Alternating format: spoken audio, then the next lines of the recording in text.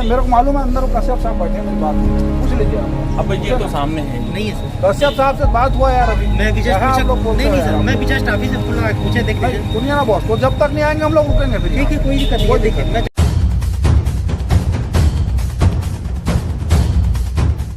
मुख्यमंत्री भूपेश बघेल खुद को किसान नेता बताते हैं और उनकी सरकार किसानों की सरकार है ऐसा कहते हैं, लेकिन छत्तीसगढ़ के कोंडागांव जिले के मारंगपुरी में रहने वाले किसान धनीराम मरकाम ने वर्ष 2019-20 में आत्महत्या की।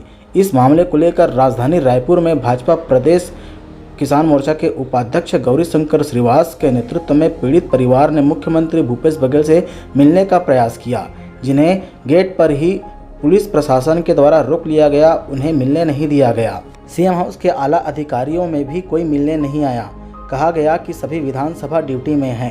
बड़े मिला टोकन कटाला भेजे रही तो हर टोकन कटई तो 11 कुंटल टोकन काट दी तो लग घरे जाए कि बताई शाम की तो भाटो अति टोकन कटी 11 कुंटल कटी कह के बताई सोला तो रात भर चिंता में लगी और सुबह उठ के जाए कि खेत जाता हूँ बोल के खेत में फांसी कर दी।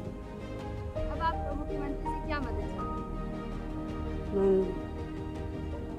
कर्ज माफ हो, छोटी बेटी ला नौकरी दे, दोनों बेटी ला दे तो कमाया नहीं है मौज दे। नाम क्या? सुमित्रा मरकाम।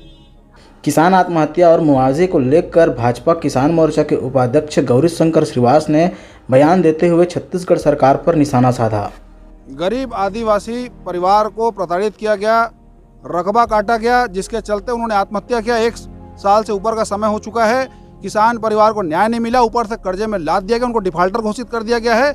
आज उनका परिवार यहाँ पर मुख्यमंत्री के दरवाजे में खड़ा है, मदद की गुहार मांग रहा है, लेकिन यहाँ पर कोई सुनवाई नहीं होती है। विधानसभा में कहा जाता है कि किसानों के लिए कर्ज लेंगे, किसानों की सरकार है। पूरे आदिवासी किसान आज राजधानी में आए हैं, उनसे मिलने के लिए समय नहीं दिया जा रहा है। 1 साल से परिवार यहाँ पर सड़क की लड़ाई लड़ रहा है, इसलिए यहाँ पर हम लोग गुहार लगाने हैं कि इनका कर्ज माफ किया जाए, इनके परिवार को नौकरी दिया जाए, इनको मुआवजा दिया जाए। ये मांग हमारी जायज़ है और इस पर अगर सरकार विचार नहीं करती है तो ये लड़ाई आगे जारी रहेगी। केशकाल के पूर्व विधायक सेवकराम नेताम ने कहा कि शासन प्रशासन से गुहार लगाते हुए पीड़ित परिवार थक गया, तब छत्तीसगढ़ के मुख्यमंत्री भूपेश बघेल से मिलने के लिए उनसे न्याय की गुहार लगाने के लिए पीड़ित परिवार राजधानी रायपुर पहुंची है। 2020 का ये घटना है। 2020 में जब ये स्थिति आई, जब आत्महत्या, और उसके बाद लगातार अपने बातों को शासन प्रशासन तक परिवार वाले रखे, लेकिन इंतज़ार भी किए कि आज हम लोगों को मुआवजा मिलेगा, कल मिलेगा। लेकिन अभी जो शासन के द्वारा जो इनको प्रताड़ित हो रहे हैं, तो जब कर्ज के उनका ब्याज जुड़ा तो इनको इतना परेशानी होना पड़ा।